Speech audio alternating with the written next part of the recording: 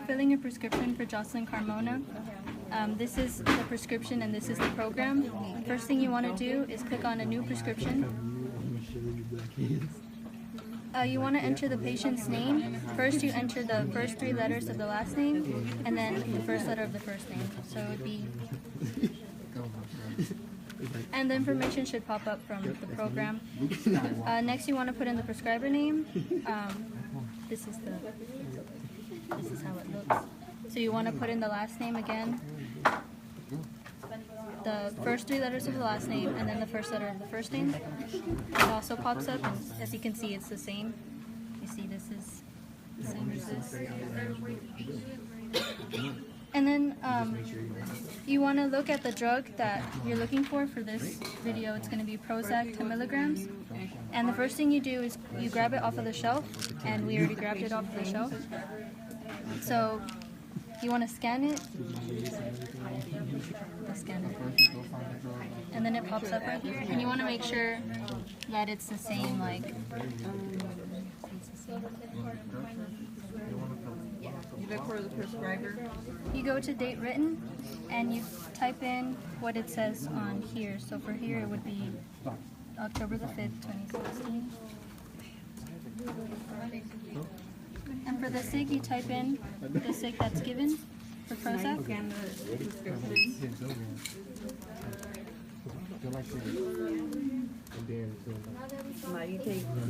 You want to fix the SIG so that it makes sense. So since this is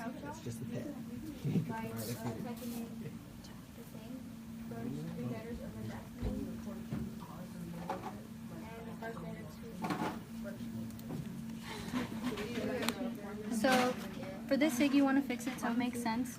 So this is a capsule. So you put take 1 capsule by mouth 2 times a day after meals. That makes sense. Take 1 capsule by mouth 2 times a day after meals. And that's what's going to print out on the label.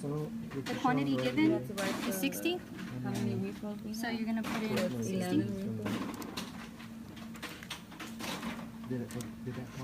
And it automatically calculates a day supply, but you want to make sure that it makes sense. So this is the formula for day supply. The quantity given was 60. So you're going to put in 60 divided by the dose at a time, which is 1. So you're taking 1 capsule by mouth twice a day. So that would be 30 days.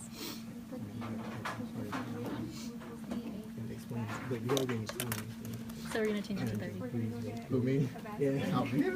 Okay, so now we have the day supply, and third party is next. This means it's another word for insurance. For this program, we're just going to enter UNC, which basically means it's the price without insurance, or the cash price, as we say. Then we go down. This specific type of prescription is a facsimile, which means fax. It's a fax. And now we have everything, so we're just going to double check everything is correct. Correct patient, prescriber, the drug, SIG, date written, quantity, day supply, and the refills. There are on here 3 refills available. The type of prescription and the insurance. And once we're done and we feel good about it, we put finish. It's going to bring us to this page, which is like a verification page. So we just look at everything to make sure it's okay. And once you feel okay with it, you put save. The system will try to warn you on specific things that it believes are wrong. So you just have to check to see that everything's okay. But if you think it's okay, you just bypass, keep bypassing. More, bypass. And now it's going to print. Here's what printed. Now we're going to scan our prescription. So you go to search. This is the scanner. And we're just going to type in the same thing to look for our patient. And she pops up. And you click on the profile again. And the drug we just entered. And it's the same page with the verification page. Now you want to scan it. Click scan. And you put it in this thing.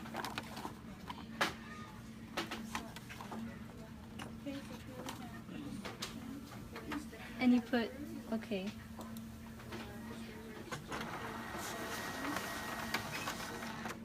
That's awesome.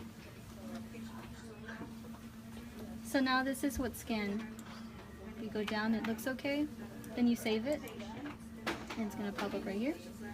And that is your fax that is scanned into the system. You save it. And now it's saved for you to, next time you open it up, the scan will be there. So now we're going to count the pills from our quantity. As you can see, we printed out, this is a quantity, 60 capsules. So you just pour them onto here. And we're going to count them by fives. So it'd be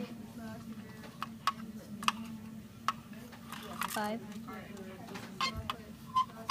10, and you just keep counting until you get to your. We counted out 60, and this is what remains from what we poured out. So we're going to pour this back into the bottle, and these are the 60 capsules that we counted out, and we're going to pour them into a container that is suitable for the amount that we counted. So we had counted the pills and we put them in this container, but we noticed that this container is a better size for it, so we're going to change them.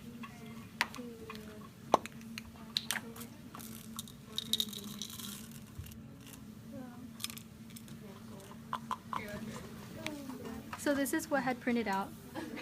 We just cut them into the pieces that we're supposed to. These are the labels that go on the bottle. This sticker right here in the corner, this is what the SIG that we typed in, the name, all the information that was on the computer. So we're going to put this on the bottle. You want to put it as straight as you can from the bottom. So now it's on. These are the auxiliary labels that warn the patient over certain things that have to do with the drug. So we look at it and we want to put the most important ones on the bottle. So actually all of them are pretty important, so you just have to try to fit them on the bottle to where like we don't cover anything up. So this one's pretty important, so we put it somewhere where it's not covering anything.